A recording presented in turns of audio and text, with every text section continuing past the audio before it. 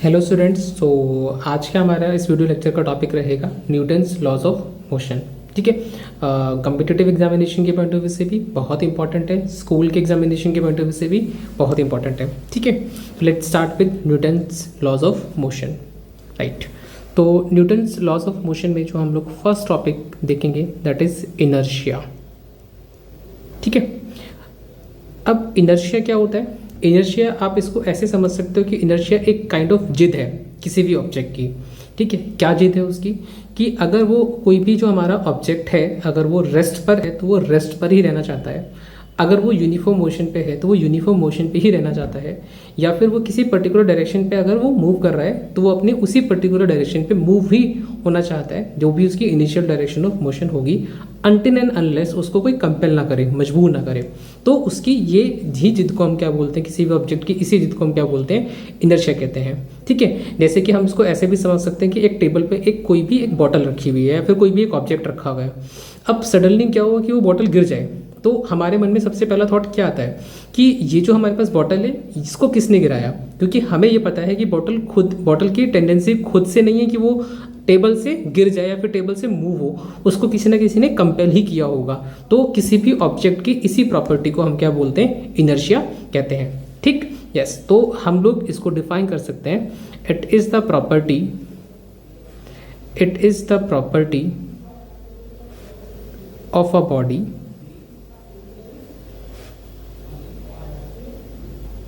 due to which it opposes any change in its state of rest or state of uniform motion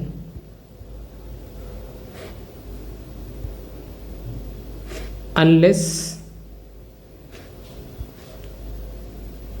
it is compelled by any external force।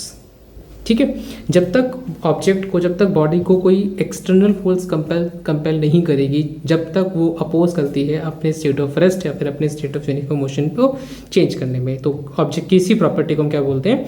Inertia कहते हैं। ठीक है, अब next अगर हम बात करें, नेक्स्ट हमारे मन में एक क्वेश्चन आएगा कि क्या ये जो प्रॉपर्टी है किसी भी ऑब्जेक्ट की, क्या ये जो इनर्शिया है किसी भी ऑब्जेक्ट का, वो हर एक ऑब्जेक्ट के लिए सेम होता है क्या? तो अगर हम लोग अपने डेली लाइफ के एक्सपीरियंस से देखें कि आपके घर पर ही लेट सपोज कोई भी एक वुडन चेयर रखी हुई है, अगर हम उसको उसके स्टेट ऑफ रेस्ट को चेंज करना चाहें तो हमें एक्सटर्नल फोर्स अप्लाई करनी पड़ेगी। करेक्ट, तो जैसे आप एक्सटर्नल फोर्स अप्लाई करोगे तो वो कुछ एक फोर्स से वो अपनी स्टेट ऑफ रेस्ट को चेंज कर देगी। देन फिर आप उसी ही फोर्स को अपना एक कोई डबल बेड है उस पर आप अप्लाई करो, तो हम देखेंगे कि वो डबल बेड उस फोर्स से अपने स्टेट ऑफ रेस्ट को नहीं छोड़ेगा। इट मीन्स डबल बेड की जो ये जिद है, ठीक है, जिसको हम लोग इनर्शिया बोल रहे हैं, वो थोड़ी ज़्यादा होगी। तो वो जो उसकी जिद है, इनर्शिया है, वो ज़्यादा क्यों है? तो अगर हम देखेंगे तो बेड हमारे पास क्या है? थोड़ा हैवियर बॉडी है। अगर वो हैवियर बॉडी है इट मीन्स उसका मास ज़्यादा होगा। तो हम कह सकते हैं कि अगर हमें इनर्शिया को मेज़र करना है तो मास से हम लोग इनर्शिया को मेज़र कर सकते हैं। इसी वजह से हम लोग मास को कुछ ऐसे भी डिफाइन करते हैं, mass is defined as the measure of inertia। अगर किसी ऑब्जेक्ट का मास जितना ज़्यादा होगा उस ऑब्जेक्ट में ये जिद, जिसको हम लोग इनर्शिया बोल रहे हैं, वो उतनी ही ज़्यादा होगी। मास ज़्यादा, इनर्शिया ज़्यादा, इट मीन्स उसके स्टेट ऑफ रेस्ट या फिर उसके स्टेट ऑफ यूनिफॉर्म मोशन को चेंज करने के लिए हमें उतनी ही ज़्यादा एक्सटर्नल फोर्स अप्लाई करनी पड़ेगी। ठीक है, यस। अब हमारे पास जैसे हमने बात करी थी कि ये जो इनर्शिया है, ये जो जिद है, वो तीन तरीके की है कि अपने स्टेट ऑफ रेस्ट को ना छोड़ना, अपने स्टेट ऑफ यूनिफॉर्म मोशन को ना छोड़ना, और अपनी जो इनिशियल डायरेक्शन ऑफ मोशन है उसको फॉलो करते रहना। तो हमारे पास तीन टाइप के इनर्शिया होते हैं, types of inertia.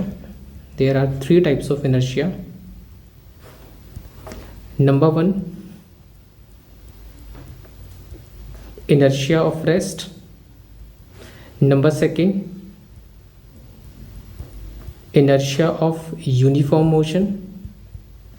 inertia of uniform motion, and number third, inertia of direction of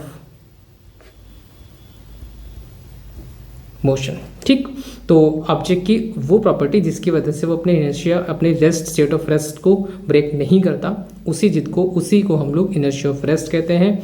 अगर ऑब्जेक्ट यूनिफॉर्म मोशन पे है तो वो अपनी यूनिफॉर्म मोशन को सस्टेन करना चाहेगा अनटिल अनलेस उसको कोई एक्सटर्नल फोर्स कंपेल ना करे, तो उसकी इस जिद को हम लोग क्या बोलते हैं, inertia of uniform motion.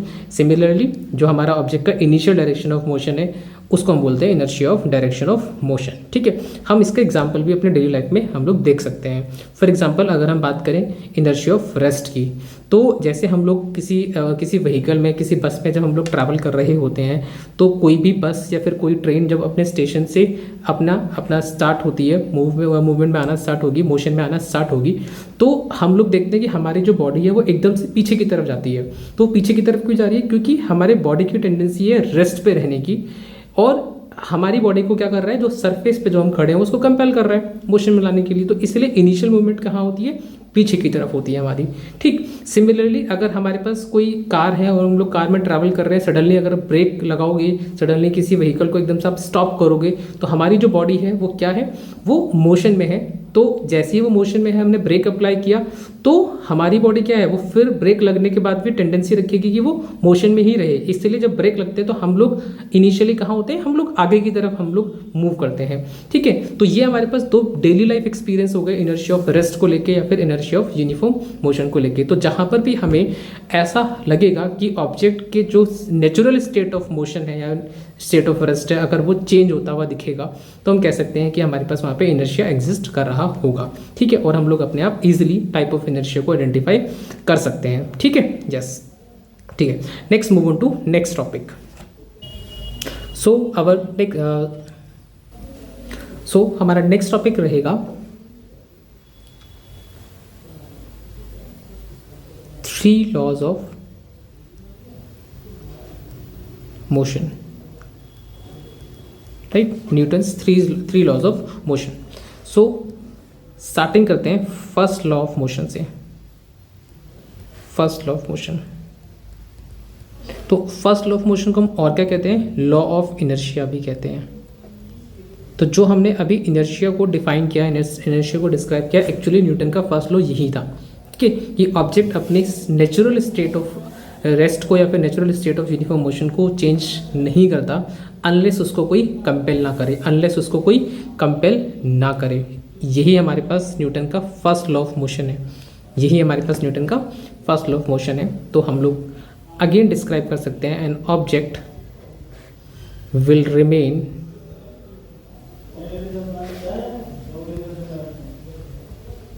in its state of rest or state of uniform motion unless it is compelled by any external unbalanced force. ठीक है, तो यही हमारे पास न्यूटन का फर्स्ट लॉ ऑफ मोशन है। ठीक, यस, अभी हमने इसके कुछ एग्जांपल भी देखे थे अभी जस्ट ऊपर। ठीक है, तो जो हमने इनर्शिया पढ़ा है वही हमारे पास न्यूटन का फर्स्ट लॉ ऑफ मोशन होता है, राइट। ठीक है, next second law of motion पे मूव ऑन करने से पहले हमारे पास अगेन एक इम्पॉर्टेंट टर्म है, that is momentum represented by small letter p। ठीक है, तो मोमेंटम क्या होता है, तो हम बात कर सकते हैं it is the measure of amount of motion contained in any object. किसी भी ऑब्जेक्ट में कितना अमाउंट ऑफ मोशन एग्जिस्ट करता है उसी को हम लोग मोमेंटम कहते हैं। लेट्स सपोज कि मेरे पास, मैं अगर आपसे बोलूँ कि कोई एक कार है, ठीक है, मेरे पास एक कोई कार है और वो 100 मीटर पर सेकेंड की स्पीड से ट्रैवल कर रही, और एक कोई दूसरा ऑब्जेक्ट है वो 2 मीटर पर सेकेंड की स्पीड से ट्रैवल कर रहा। तो अगर हम बात करें कि किस में मोशन ज़्यादा है, तो हमारा फर्स्ट आंसर होगा कि जिसकी स्पीड ज़्यादा उसका मोशन भी ज़्यादा होगा। बट ऐसा नहीं है कि अगर हमें अमाउंट ऑफ मोशन मेज़र करना है तो अमाउंट ऑफ मेजर सिर्फ और सिर्फ वेलोसिटी या फिर कहीं स्पीड पर डिपेंड नहीं करता, कुछ और भी क्वांटिटी है जिस पर कि हमारे पास अमाउंट ऑफ मोशन डिपेंड करता है। इसको समझने के लिए हम लोग एक एग्जांपल लेते हैं। ठीक है, फर्स्ट एग्जांपल हम लोग लेते हैं कि लेट्स सपोज एक ट्रेन है, वो जस्ट स्टेशन से छूटने वाली है। ठीक है, स्टेशन से जस्ट वो अब मूव होना चाहती है। ठीक है, हम इसको एक एग्जांपल से समझने की कोशिश करते हैं। ठीक है, एक एग्जांपल देते हैं। एक ट्रेन है जो प्लेटफॉर्म पे रुकी हुई है, राइट, और आप लेट सपोज स्नैक्स ले रहे हो बाहर जो प्लेटफॉर्म से, और जैसे आप स्नैक्स ले रहे थे तुरंत ट्रेन अपने प्लेटफॉर्म से चलने लगी। अब जब जैसे ट्रेन चलने लगेगी तो उसकी हार्डली स्पीड कितनी होगी, 1 किलोमीटर पर आवर या फिर 2 किलोमीटर पर आवर ज़्यादा से ज़्यादा। तो आप बताओ कि आप उस ट्रेन को आप उसे रोक पाओगे क्या, क्योंकि वेलोसिटी तो बहुत ही कम है, करेक्ट। इतनी कम वेलोसिटी को भी आप नहीं रोक पाओगे अगर आप उसको कोशिश भी करोगे। उसका रीज़न क्या है, क्योंकि ट्रेन का मास बहुत ज़्यादा ह्यूज है, बहुत ज़्यादा मास है, तो इतनी कम वेलोसिटी को भी आप नहीं रोक पा रहे हो। इट मीन्स अगर आप देखोगे तो अगर हम मोशन को स्पीड से रिलेट कर रहे हैं, और स्पीड ट्रेन के केस में जब जस्ट वो चलना स्टार्ट हुई तो बहुत ही कम है। तो अगर आप उसको नहीं रोक पा रहे तो वो इसका रीज़न क्या है कि ट्रेन का मास बहुत ज़्यादा है। इट मीन्स कहीं ना कहीं जो अमाउंट ऑफ मोशन है, amount of motion depends on mass. Amount of motion mass पर भी डिपेंड करता है। लेकिन क्या अमाउंट ऑफ मोशन सिर्फ मास पर ही डिपेंड करता है? तो एक एग्जांपल और लेते हैं, सेकेंड एग्जांपल लेते हैं हम लोग बुलेट का। अब बुलेट का मास बहुत बहुत बहुत कम होता है, लाइक कुछ अराउंड 1 ग्राम या फिर 2 ग्राम, राइट। लेकिन अगर हम लोग कोशिश भी करें कि बुलेट को अगर रोकने की कोशिश करेंगे तो नहीं रोक पाएंगे, क्योंकि बुलेट की स्पीड जब वो रिलीज़ होती है हमारे पास गन से, तो गन के बैरल से, तो उसकी स्पीड, उसकी वेलोसिटी इतनी ज़्यादा ह्यूज होती है कि हम अगर चाहें भी तो हम लोग उसके मोशन को नहीं रोक पाते। इवन वो हमारे बॉडी को पेनिट्रेट करते हुए चले जाएगी। तो कहीं ना कहीं हमारे पास जो अमाउंट ऑफ मोशन है वो डिपेंड कर रहा, अमाउंट ऑफ मोशन डिपेंड कर रहा वेलोसिटी ऑफ एन ऑब्जेक्ट। ठीक है, तो अमाउंट ऑफ मोशन दोनों पे डिपेंड करता है, मास पर भी डिपेंड कर रहा है, ऑब्जेक्ट का मास कितना है, और वेलोसिटी पे भी डिपेंड कर रहा है। इसीलिए अगर हम बात करें अमाउंट ऑफ मोशन की, जिसको हम लोग मोमेंटम से डिफाइन कर रहे हैं, ठीक है, तो amount of motion is equals to mass into velocity. और अमाउंट ऑफ मोशन को हम क्या बोल रहे हैं, momentum represented by P is equals to M into V। Any doubt? Yes, बढ़िया। ठीक है, नेक्स्ट अगर हम मोमेंटम की SI यूनिट की बात करें तो SI यूनिट इज मास की SI यूनिट किलोग्राम, वेलोसिटी की SI यूनिट मीटर पर सेकेंड। ठीक है, तो amount of motion depends on mass as well as velocity, दोनों पर ही डिपेंडेंसी डायरेक्टली प्रोपोर्शनल है। तो अगर हमें मोमेंटम मेजर करना है तो मास को वेलोसिटी से जस्ट मल्टीप्लाई कर दो। ठीक है, यस। सो नेक्स्ट एक क्वेश्चन डिस्कस कर लेते हैं दैट बिलोंग्स टू मोमेंटम। ठीक है, तो क्वेश्चन कुछ इस तरीके से है, a ball of mass 0.1 kilogram, एक बॉल है जिसका मास 0.1 किलोग्राम है, moving with the speed of 40 metre पर सेकेंड, और उसकी स्पीड हमें गिवन है 40 मीटर पर सेकेंड। इनिशियल स्पीड गिवन है 40 मीटर पर सेकेंड। स्ट्राइक्स अ बैट, वो बैट पे स्ट्राइक करती है, and return in the opposite direction with the same speed, और वापस से बिल्कुल सेम मैग्नीट्यूड से अपोजिट डायरेक्शन में रिटर्न कर जाती है। तो उसकी फाइनल वेलोसिटी हो गई -40 मीटर पर सेकेंड। नेगेटिव साइन क्यों आया, क्योंकि उसने डायरेक्शन चेंज कर ली है, अपोजिट डायरेक्शन में मूव कर रही है, बट मैग्नीट्यूड वाइज बिल्कुल सेम है। देन हमसे क्या पूछ रहे हैं, the magnitude of the change in linear momentum of the ball will be. तो मोमेंटम में कितना चेंज आया, चेंज इन मोमेंटम पूछ रहा है कितना आया। ठीक, तो चेंज इन मोमेंटम क्या हो जाएगा, final momentum minus initial momentum. Final momentum हो जाएगा mass into final velocity minus initial momentum हो जाएगा मास इंटू इनिशियल वेलोसिटी। मास कितना गिवन कर रखा, यहाँ पे m को कॉमन ले लेते हैं तो रह जाएगा v माइनस यू। मास हमें गिवन कर रखा 0.1। फाइनल वेलोसिटी हमारे पास में है नेगेटिव -40 माइनस इनिशियल वेलोसिटी हमारे पास में है 40 विच इज़ इक्वल्स टू 0.1 -40 हो गया हमारे पास में -80। जब हमारे पास -80 को 0.1 से हम लोग मल्टीप्लाई करेंगे तो हमारे पास आ जाएगा -8 किलोग्राम मीटर पर सेकेंड। तो जब कोई भी हमारे पास कोई भी एक बॉल किसी बैट से हिट करेगी तो कुछ सिचुएशन ऐसी थी हमारे पास कि लेट अस सपोज कि ये हमारे पास एक बैट है, ठीक है, लेट अस सपोज कि ये हमारे पास एक बैट है, करेक्ट, ये हमारे पास एक बैट है, एक बॉल आई 40 मीटर पर सेकेंड से इस बैट से टकराई और वापस से अपोजिट डायरेक्शन में but with the same magnitude return back कर गई। तो जब वो अपनी डायरेक्शन को चेंज करेगी तो इस क्वेश्चन का हाईलाइटर क्या था कि यहाँ पर जो फाइनल वेलोसिटी होगी उसका जो साइन है हम लोग नेगेटिव में रखेंगे, correct, yes. So next move on to another topic, that is second law of motion. Second law of motion. अब देखो, लेट सपोज मेरे पास एक ये कार्ट है और ये कोई u वेलोसिटी से ट्रैवल कर रही थी राइट साइड पे। जैसे कि अभी हमने लॉ ऑफ इनर्शिया में देखा था कि कोई भी ऑब्जेक्ट है वो अपने स्टेट ऑफ रेस्ट या फिर अपने स्टेट ऑफ यूनिफॉर्म मोशन को ब्रेक नहीं करता अनटिल अनलेस उसको कोई कंपेल ना करे। जब तक वो अपने उसी फिक्स वेलोसिटी से ट्रैवल करता रहेगा और अगर वो रेस्ट पर है तो वो रेस्ट पर ही रहेगा, ठीक। तो अगर मैं इस पर कोई फोर्स अप्लाई ना करूं एक्सटर्नली तो ये अपना u मीटर पर सेकेंड की स्पीड से ही राइट साइड पे मूव करता रहेगा सेम डायरेक्शन में, ठीक है। बट अगर मैं इस पर एक फोर्स अप्लाई करता हूँ F, ये एक एक्सटर्नल फोर्स मैंने अप्लाई करी, तो ये एक्सटर्नल फोर्स क्या करेगी, ये एक्सटर्नल फोर्स इसकी स्पीड को इंक्रीज कर देगी या फिर डिक्रीज भी कर सकती है। बट क्योंकि हमारे पास फोर्स की डायरेक्शन और डायरेक्शन ऑफ मोशन सेम है तो ये जो फोर्स है ये इस कार्ट की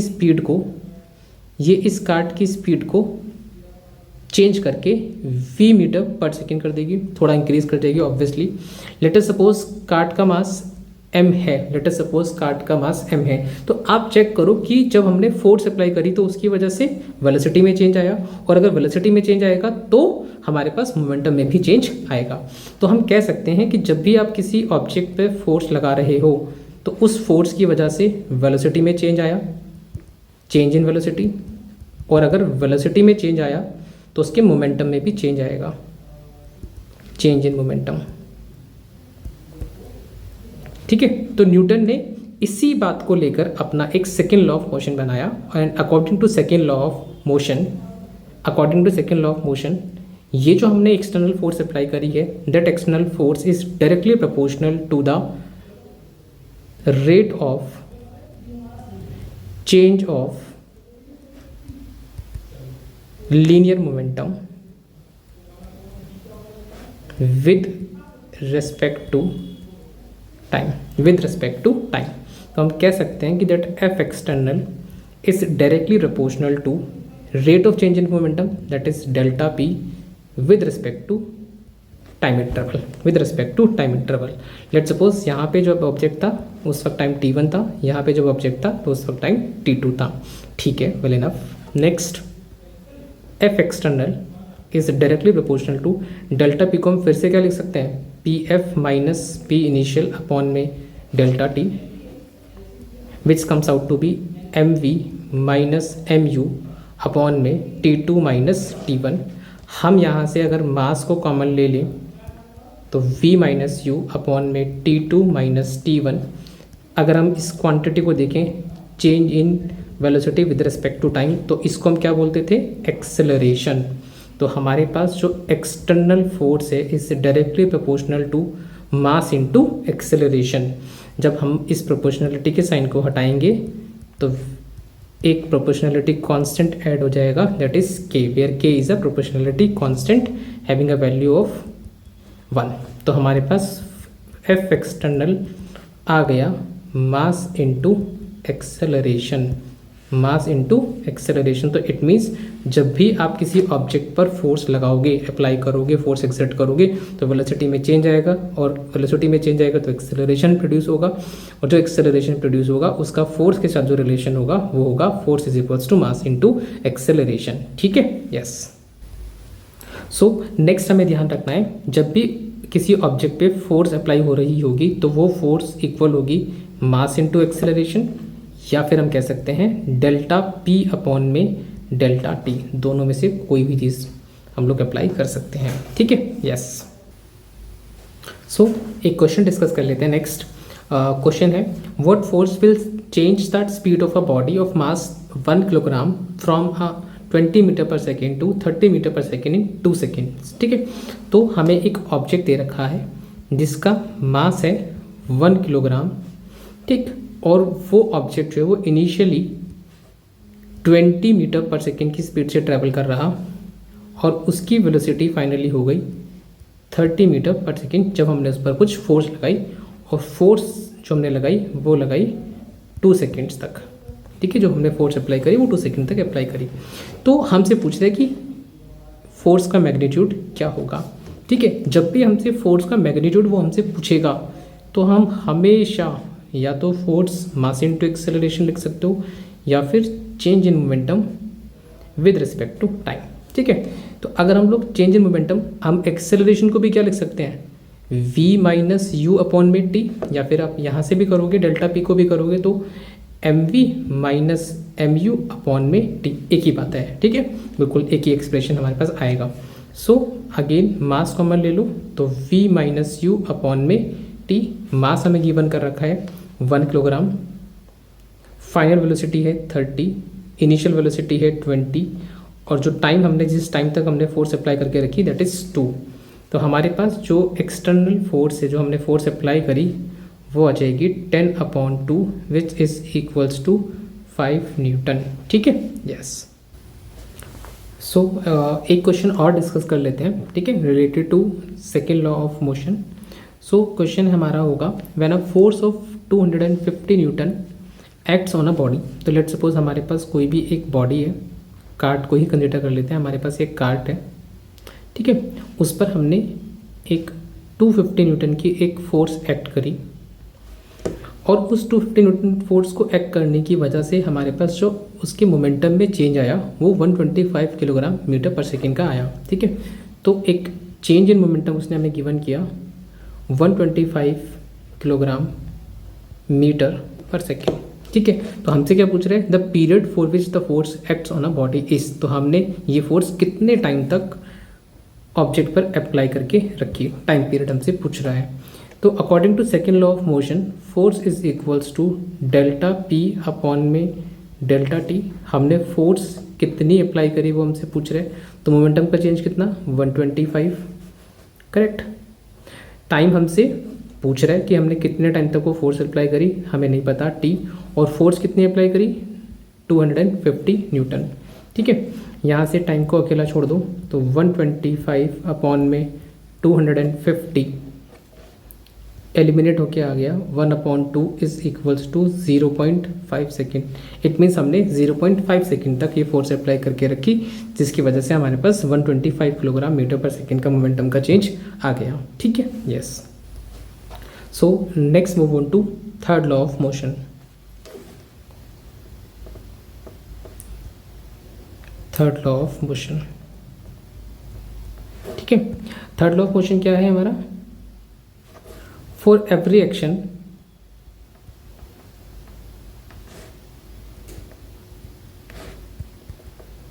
there is an equal and opposite reaction. क्या मतलब है, क्या कहना चाह रहे हैं कि अगर हम किसी ऑब्जेक्ट पर कोई फोर्स लगाते हैं तो वो ऑब्जेक्ट भी बिल्कुल equal but in opposite direction में वो भी इक्वल फोर्स लगाएगा जिस ऑब्जेक्ट ने वो फोर्स लगाई थी। फॉर एग्जांपल लेट्स सपोज आपने वॉल पे हिट किया, तो जैसे आप वॉल पर हिट कर रहे हो तो आप वॉल पर एक फोर्स लगा रहे हो, तो वॉल भी बिल्कुल ठीक उतनी ही मैग्नीट्यूड की force in the opposite direction आपके हाथ पे लगाएगी।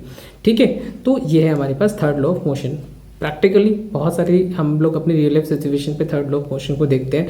जैसे कि फॉर एग्जांपल हम लोग जो वॉक कर पा रहे हैं फ्लोर पर, वो भी किसकी वजह से, थर्ड लॉ ऑफ मोशन की वजह से। हम लोग जो फ्लोर है, जो सरफेस है, हम उस पर बैकवर्ड डायरेक्शन पे फोर्स लगा रहे, तो जो हमारा फ्लोर है वो हमारी बॉडी पर फॉरवर्ड डायरेक्शन पे एक फोर्स हमें एक प्रोवाइड करा रहा। ठीक है। अनदर एग्जाम्पल इस, जब हम लोग कभी बोट से अगर हम लोग उतर रहे हैं, बोट किनारे पर है और हम लोग बोट पर उतर रहे हैं, तो आप देखोगे जैसे आप बोट से उतर रहे होंगे तो आप बोट को क्या कर रहे हो, पीछे की तरफ फोर्स लगा रहे हो, और उस जब आप बोट पर पीछे की तरफ फोर्स लगाते हो तो बोट भी आप पर अपोजिट डायरेक्शन पे, दैट इज फॉरवर्ड डायरेक्शन पे आप पे फोर्स लगाएगी।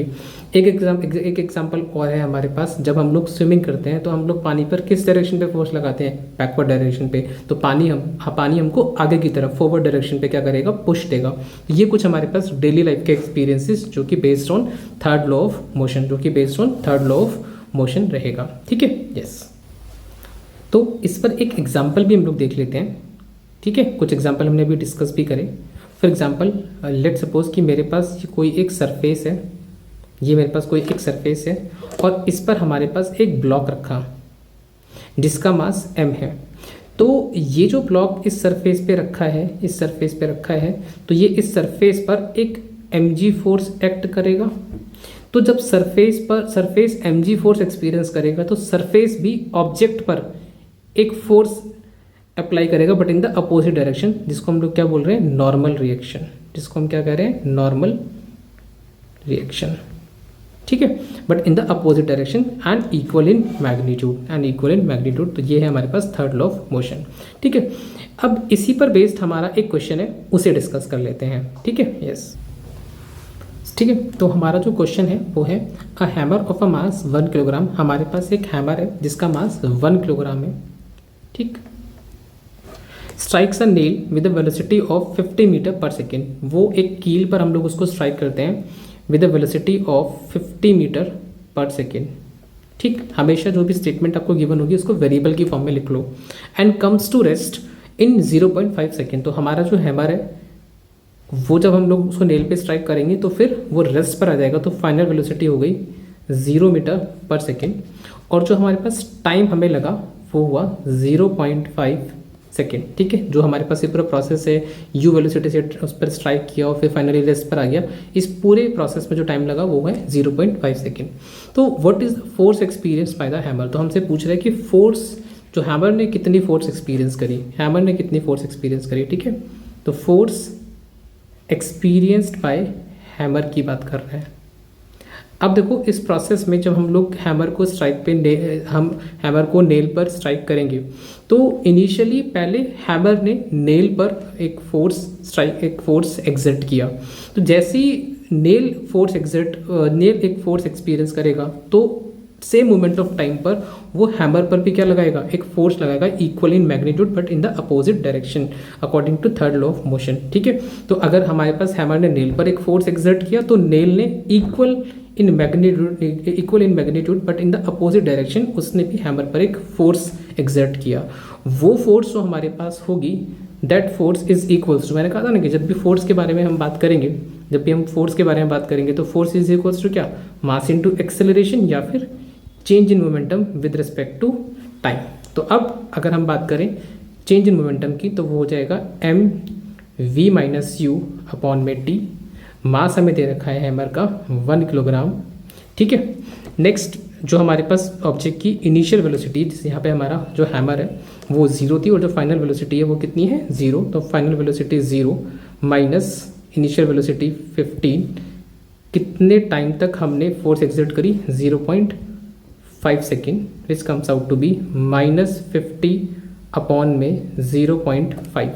ठीक, डेसिमल हटा दो, एक 10 लगा दो, 5 से 50 एलिमिनेट हो गया 10 टाइम्स में, it comes out to be -100 newton. तो जो फोर्स हैमर ने एक्सपीरियंस करी वो फोर्स हमारे पास आ गई -100 न्यूटन। और नेगेटिव साइन यहाँ पे क्या शो कर रहा है कि जो हैमर ने फोर्स एक्सपीरियंस करी वो अपोजिट डायरेक्शन पे की, जिस डायरेक्शन पे उसने फोर्स नेल पर एक्सर्ट करी थी ठीक उसके अपोजिट डायरेक्शन पे हैमर ने फोर्स एक्सपीरियंस करी 100 न्यूटन की। ठीक है, यस। सो अब हमारा नेक्स्ट टॉपिक रहेगा conservation of momentum. Conservation of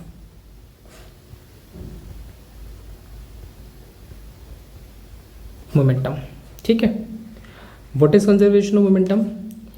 if F external is 0 Newton, अगर हम किसी सिस्टम पर एक्सटर्नली कोई फोर्स अप्लाई ना करें, then there is no change in momentum, तो मोमेंटम में कोई चेंज नहीं आएगा। चेंज इन मोमेंटम कितना होगा? 0। ठीक है, हमेशा जब भी हम लोग कोई फोर्स अप्लाई नहीं करेंगे। क्यों? क्योंकि according to second law of motion, F external is equals to delta p upon में डेल्टा टी। अगर आप सिस्टम पर एक्सटर्नली कोई फोर्स अप्लाई नहीं कर रहे हो तो F external 0, delta p upon में डेल्टा टी। डेल्टा टी को लेफ्ट हैंड साइड पे लेके जाओगे तो 0 से मल्टीप्लाई होकर कितना हो गया? 0। तो delta P is equals to 0। Delta P is equals to 0 का मतलब P F minus P initial equals to 0। तो P F is equals to P initial, जो फाइनल मोमेंटम है वो इनिशियल मोमेंटम की ही इक्वल है। It means there is no change in the momentum. ठीक, अब हम लोग अगर ऐसा कुछ कंसिडर करें, इसका एक एग्जाम्पल को लें कि मेरे पास एक कोई भी बॉल है m1 मास की, वो u1 वेलोसिटी से ट्रैवल कर रही।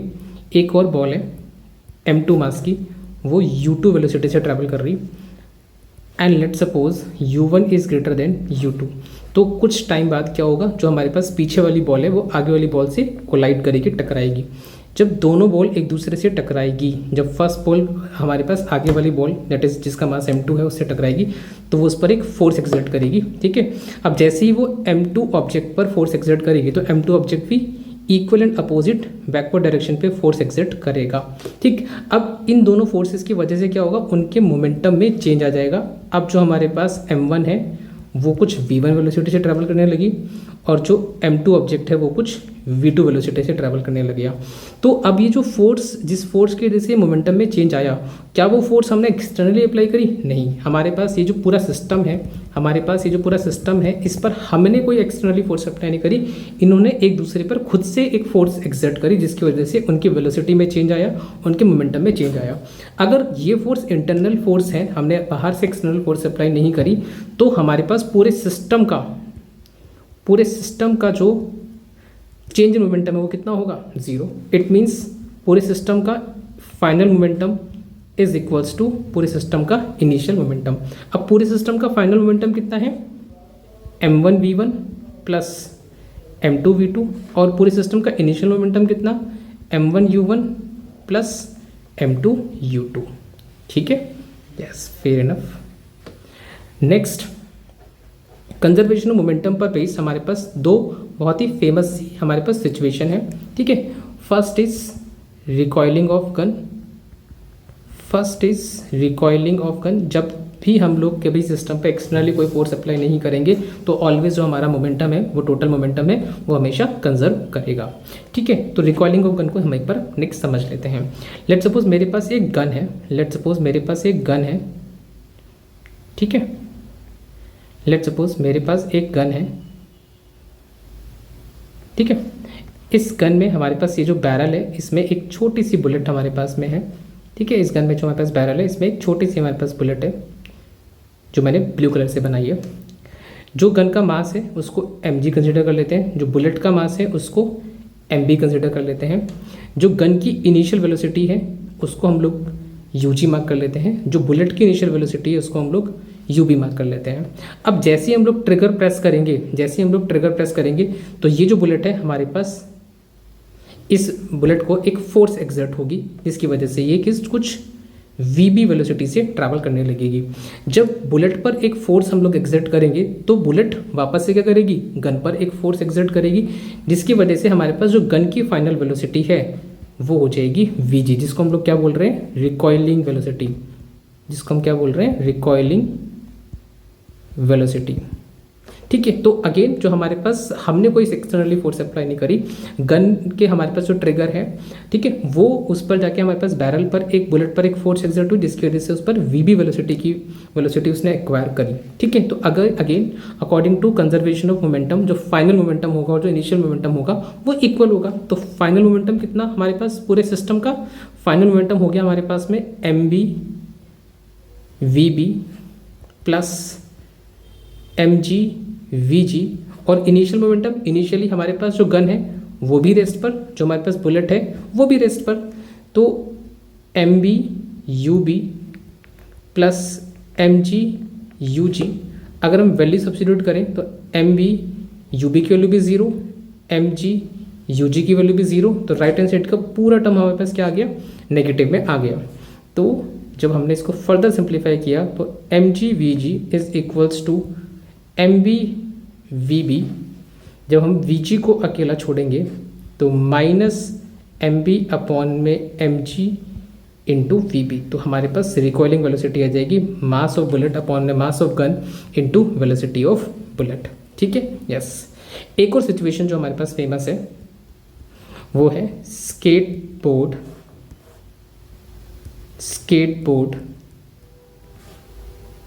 Person related problem, skateboard person related problem. अब इस केस में क्या है, हमारे पास एक कोई पर्सन है, ठीक है, जिसका मास है mp। एक मेरे पास स्केटबोर्ड है जिसका मास है ms। इनिशियली हमारे पास जो स्केटबोर्ड है वो रेस्ट पे रखा हुआ है फ्लोर पर, सरफेस पर, और हमारे पास जो पर्सन है वो कुछ यूपी वेलोसिटी से भागा आया और इस स्केटबोर्ड पे जाके चढ़ गया। अब जैसे ही वो इस स्केटबोर्ड पे जाके चढ़ेगा तो दोनों में क्या होगा, एक कोलिजन होगा। ये जो पर्सन है वो इस स्केटबोर्ड पर क्या लगाएगा, फोर्स लगाएगा, स्केटबोर्ड पर्सन पर एक फोर्स लगाएगा, और उसकी वजह से जो पूरा सिस्टम है, ये पर्सन इस स्केटबोर्ड के ऊपर कुछ v कंबाइंड वेलोसिटी, दोनों एक साथ, ठीक है, क्योंकि स्केटबोर्ड के ऊपर पर्सन मूव कर रहा होगा तो दोनों की वेलोसिटी क्या होगी, कंबाइंड वेलोसिटी होगी हमारे पास में। ठीक है, तो अब इस केस में जो हमारे पास इनकी कंबाइंड वेलोसिटी आएगी, इट मीन्स जब भी कभी कोई एक ऑब्जेक्ट किस पे रखा, एक ऑब्जेक्ट रेस्ट पे रखा और एक ऑब्जेक्ट किस पर, मोशन पे आया, भागा आया और उस रेस्ट वाले ऑब्जेक्ट पे जाके टकराया, तो हमेशा जो कंबाइंड वेलोसिटी होगी सिस्टम की वो क्या होगी, that combined velocity is equals to कौन सा ऑब्जेक्ट, जो हमारे पास, जो भी हमारे पास भागा आया उसका इनिशियल मोमेंटम। अब भागा कौन आया, पर्सन हमारे पास भागा आया, उसका इनिशियल मोमेंटम कितना, mp इंटू यूपी अपॉन में total mass that is mp plus ms। ठीक है, तो हमारे पास जो v कंबाइंड होगा वो क्या होगा, जो भी पर्सन, जो भी ऑब्जेक्ट भागा आया उसका इनिशियल मोमेंटम अपॉन में total mass, momentum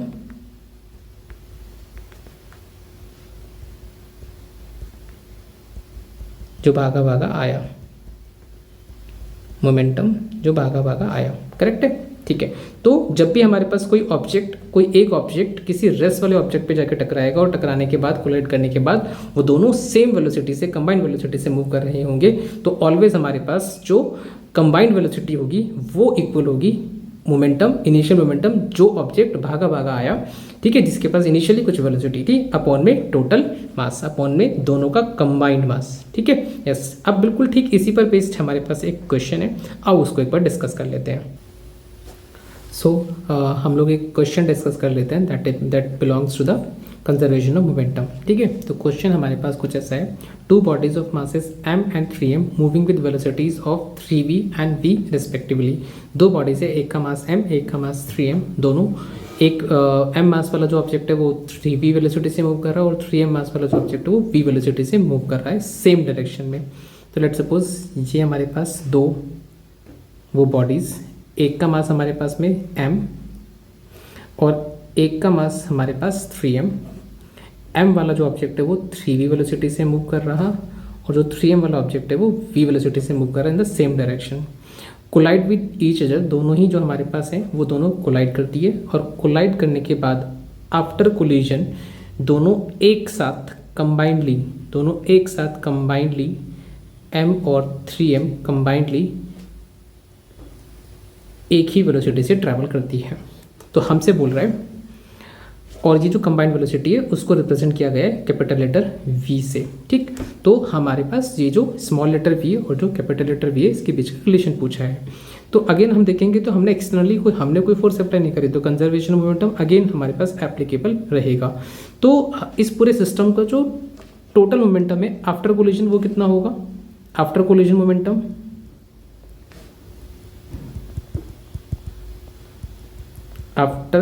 momentum is equal होगा बिफोर कोलिजन मोमेंटम।